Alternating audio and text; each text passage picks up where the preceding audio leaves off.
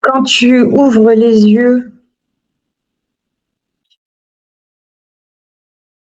soit quand tu es encore dans la relation et que tu commences vraiment à être prête ou prêt à partir, ou soit une fois que tu es déjà parti et que tu commences à comprendre, à te rendre compte par le biais de peut-être d'informations, d'amis ou de vidéos ou autres, tu te rends compte en fait dans quel genre de bourbier tu étais tombé, dans quel genre de relation, sur quel genre de personne tu étais tombé, ce que tu as subi, ce que tu as vécu, et tu vas te rendre compte, réaliser, comprendre des choses qui vont te faire souffrir énormément.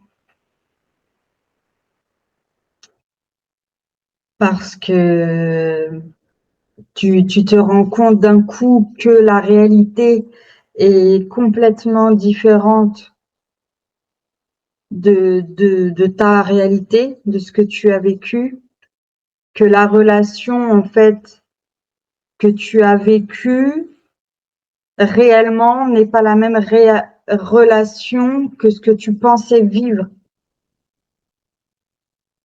Et ça, c'est horrible. Ça fait mal.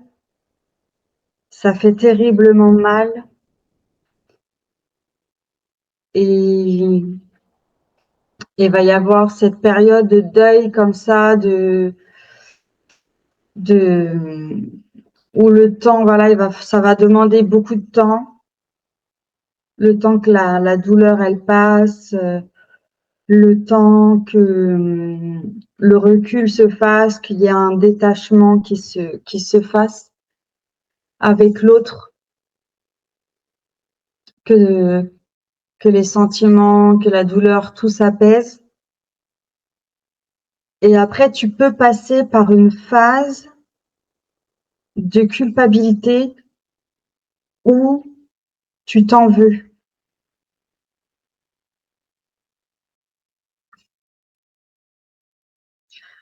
Tu t'en veux, tu te dis pourquoi ça m'est tombé dessus, pourquoi j'ai perdu tout ce temps avec cette personne, c'est du temps gâché, du temps perdu. Pourquoi j'ai donné toutes ces choses à cette personne, pareil, c'est du gâchis. Euh, et puis, bah, parce que ça continue, c'est pas fini. Souvent, quand on a construit des choses avec cette personne-là, une séparation, une rupture ne suffit pas. Ça continue dans le temps, ça peut être très très long même, très compliqué. Et on peut se flageller comme ça en se culpabilisant, mais il faut bien comprendre que cette phase-là, cette période-là, cette culpabilité, euh, elle en vaut pas la peine en fait. Il faut pas rester là-dessus le moins longtemps possible parce que c'est une autre perte de temps. C'est continuer de rester dans ce mal-être et sans vouloir être resté dans la culpabilité alors qu'en fait pendant tout le temps de la relation l'autre nous a déjà plongé euh, stratégiquement dans un mood de culpabilité permanente. Donc en fait, on continue, même après la rupture, euh, à rester dans ce mood de culpabilité, mais là, on se l'inflige tout seul. Et je comprends, il y a de quoi. Hein. Moi, j'y suis passée dans cette phase de culpabilité-là. C'est normal, on se rend compte selon combien de temps la relation a duré, que toutes ces mois ou ces années, tout ça, c'était du temps perdu. que voilà, on pourra plus le rattraper ce temps-là. C'est fini en fait. Il est perdu, il est passé, on peut pas le récupérer, donc bien sûr qu'on s'en veut. Mais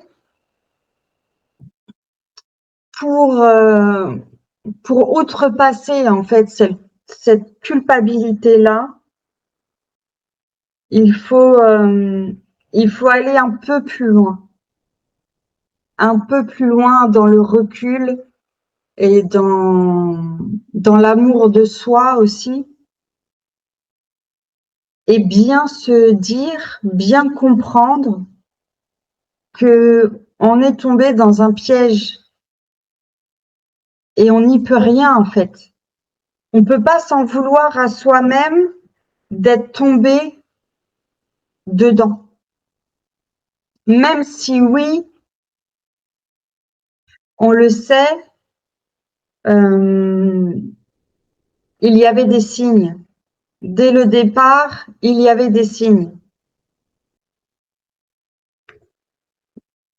Donc oui, bien sûr que si on se refait l'histoire depuis le début, on va retrouver ces petits signes, ces signaux, ces alertes qui nous ont posé question, mais auxquels on n'a pas du tout tenu compte. Et on peut pas s'en vouloir. On peut pas s'en vouloir parce que tout a été fait, tout a été créé, programmé, réfléchi par l'autre de manière vraiment précise et concise. C'est-à-dire que l'autre est expérimenté dans dans ces actions-là, dans ce mode de manipulation, d'emprise. Le pervers ou la perverse, ceux que j'appelle prédateurs relationnels, ils sont devenus experts dans le domaine, experts en la matière, c'est-à-dire que quand ils se présentent, quand ils viennent te séduire, te charmer, quand ils s'approchent de toi comme ça pour entrer dans ton monde et tout défoncer, il n'y a pas marqué sur leur front je suis pervers, je suis perverse, je suis un prédateur relationnel. Ben non. Ce jour-là, ils ont mis leur plus belle tenue, leur plus beau masque de séducteur angélique ou séductrice angélique. Et puis, ça nous a touchés.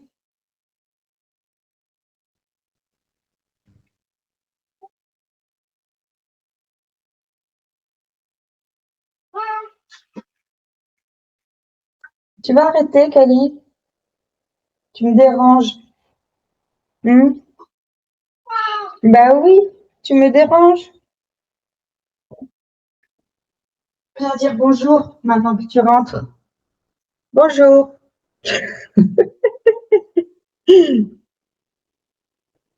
Allez, file. Et tellement de personnes seraient tombées dans le panneau. En fait, je pense que tout le monde serait tombé dans le panneau.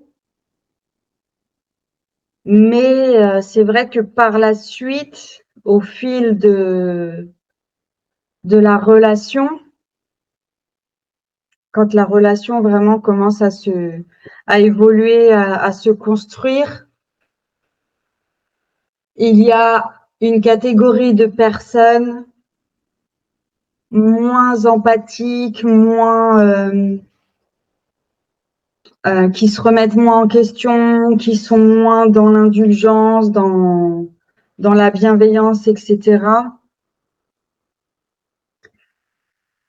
Et peut-être qui ont moins de failles, de blessures, qui ont plus confiance en elles, voilà, qui auraient très vite repéré ces signaux et elles ne seraient pas passées outre. Elles auraient tout de suite mis un terme à cette relation parce qu'elles auraient compris qu'il y avait quelque chose. Mais si toi, tu es resté, que tu es tombé dedans et que tu es resté comme moi, comme énormément de personnes, c'est il faut pas s'en vouloir parce que les failles, les blessures que tu portes, autant que tes qualités et tes valeurs, c'est ce qui t'ont conduit à rencontrer cette personne, à tomber sur cette personne. C'est ce qui ont conduit à l'attirer.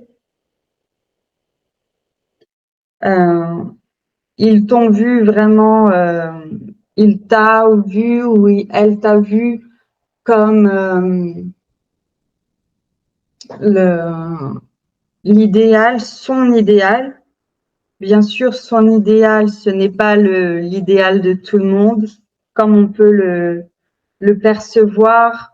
Son idéal à lui est différent, puisque lui ou elle, ses prédateurs, ils recherchent une proie, pas un partenaire. Ils recherchent pas le partenaire, ils recherchent pas l'amour comme on l'entend. Ils recherchent pas à former une équipe comme on pourrait le rechercher dans une relation de couple ou même pourquoi pas dans le travail ou dans d'autres situations. Eux, ils recherchent vraiment la personne qui vont répondre à leurs critères. Et leurs critères, ça va être celle qui va leur permettre de se gonfler en étant avec elle, c'est-à-dire qui va les élever en fait. Celle qui va les élever, que ce soit par son niveau social, son niveau matériel, etc., etc. Et c'est vraiment là où on voit que la différence en fait entre leur fonctionnement et le fonctionnement d'une personne normale, puisque eux ne le sont pas, ils sont venus, donc comme je le disais, avec ils ont porté ce jour-là leur plus beau masque et ils l'ont gardé un certain temps, ce masque.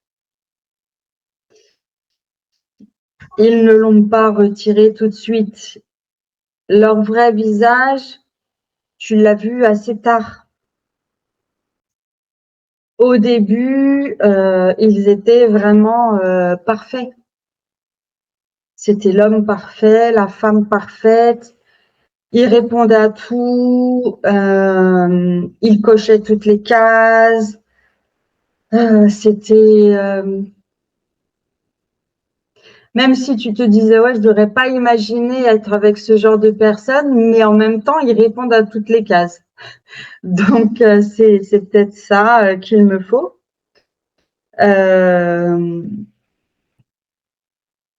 Donc t'y vas, quoi.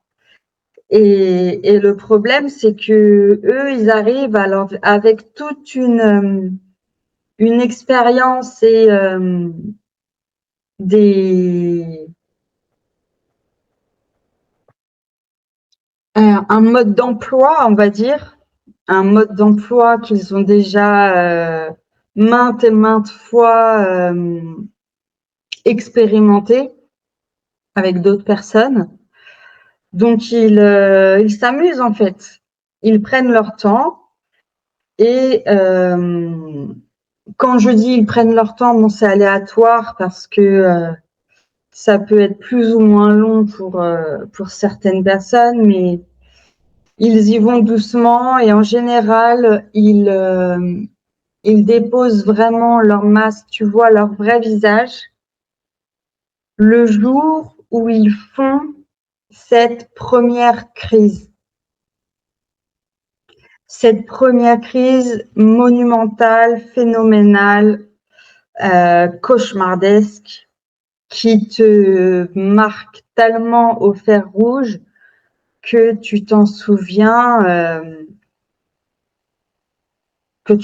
toujours en fait, parce que moi personnellement, je sais que cette crise, elle m'a tellement marquée que tout au long de la relation, je me souvenais de ce jour-là, de cette crise-là, de comment la journée s'était déroulée, du pourquoi, du comment, de mes ressentis, de l'après, etc., du thé que j'avais bu, enfin, tu vois. Je me souviens de vraiment plein de choses dans le détail parce que ça m'avait traumatisée. Et c'est le jour où, en fait, c'est un jour important, ce jour-là, parce que c'est le jour où tu découvres le vrai visage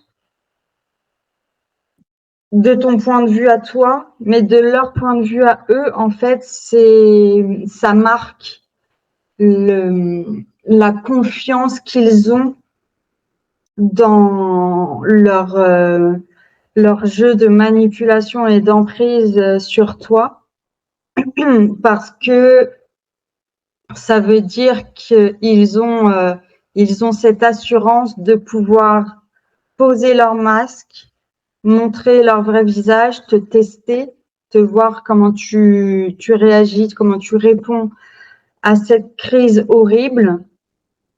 Et en même temps, ça leur permet de, de se rendre compte que tout ce qu'ils ont mis en place, toute la manipulation et l'emprise qu'ils ont mis en place sur toi était bien ancré. Et c'est, enfin, tu vois, tu peux pas, pour en revenir à ce que je disais au sujet de début de vidéo quand je parlais de culpabilité et que vraiment faut essayer de rester le moins longtemps dans cette phase où on se fait du mal soi-même en fait en se culpabilisant et en s'en voulant euh, d'être tombé sur cette personne, d'être resté et en se disant que c'est de sa faute et tout ça.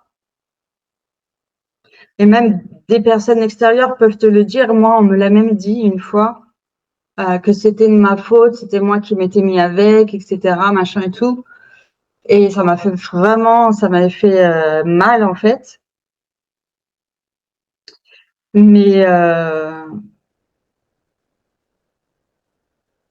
selon à quel moment où tu en es, selon ton niveau de recul, de détachement, etc., sur cette personne et sur cette relation, à un moment donné, tu peux voir du positif dans cette horreur. Tu peux trouver un peu de positif et même si ça peut sembler impossible ou vraiment compliqué il y a même des personnes qui peuvent rigoler quand je dis que on peut trouver du positif. Je dis pas qu'il y a du positif dans le fait d'avoir une relation avec ces personnes-là, pas du tout. Mais le positif, c'est que quand tu sors de cette relation, tu as un long chemin qui peut t'attendre si tu en trouves le courage, la force, et puis surtout si tu en as envie, si tu t'éveilles à, à vraiment ce chemin de reconstruction de soi et d'évolution, d'élévation qui peut t'amener à être vraiment une version 2.0 de celle que tu étais avant de rencontrer cette personne-là, de toi-même. Parce que justement, cette personne, elle va te permettre de te rendre compte que oui, effectivement, il y a eu des signaux. Oui, effectivement, elle a, elle a, elle a plongé la tête la première dans toutes tes failles, dans toutes tes brèches, dans tous tes défauts, dans toutes tes qualités, dans tout ce qu'elle pouvait trouver. Elle a pris tout ce qu'elle pouvait prendre et du coup, elle a mis tout ça en lumière. Et en mettant tout ça en lumière, bah, ça te permet de connaître, de savoir ce que toi, tu dois travailler, ce que tu dois renforcer, en fait, ces parties-là de toi, aller comprendre les sources, les origines de ces fêlures, de ces blessures. Pourquoi, ok, tu peux être une personne bienveillante, mais être bienveillant, être gentil, ce sont des qualités. Par contre, comme on dit, trop beau, trop con, il y a gentil et gentil, tu vois. Donc, et voilà, et il faut trouver la limite en fait. Ça veut pas dire que du jour au lendemain, tu dois devenir quelqu'un d'égoïste, de pas cool, te fermer à tout, etc. Bien sûr que non, parce que là, en fait, c'est l'inverse. Tu travailles pas du tout sur toi-même et tu deviens en fait pas meilleur qu'avant en faisant ça. En fait, le but, c'est de garder tes qualités, de garder tes valeurs, toute la lumière que tu as en toi, mais de trouver les limites. Les limites entre tes qualités et tes défauts, tes valeurs et tes failles, tu vois. Et c'est là, en fait, que cette relation, aussi horrible qu'elle soit, même monstrueuse, aussi monstrueuse qu'elle soit, tu peux trouver à en tirer du positif et ça va pas être facile, ça va pas être rapide, ça va être long, ça va être douloureux, difficile, etc. Mais ça peut t'amener vers quelque chose de vraiment cool et t'amener vers quelque chose que tu as peut-être toujours voulu et tu te rends compte que bah, c'est cette relation-là, c'est la goutte d'eau qui fait déborder le vase qui t'y amène. Donc, crois en toi, ne baisse pas les bras. Tu as des moments de faiblesse, tu en auras d'autres. Ça, c'est normal. Tout le monde passe par là. Mais c'est OK.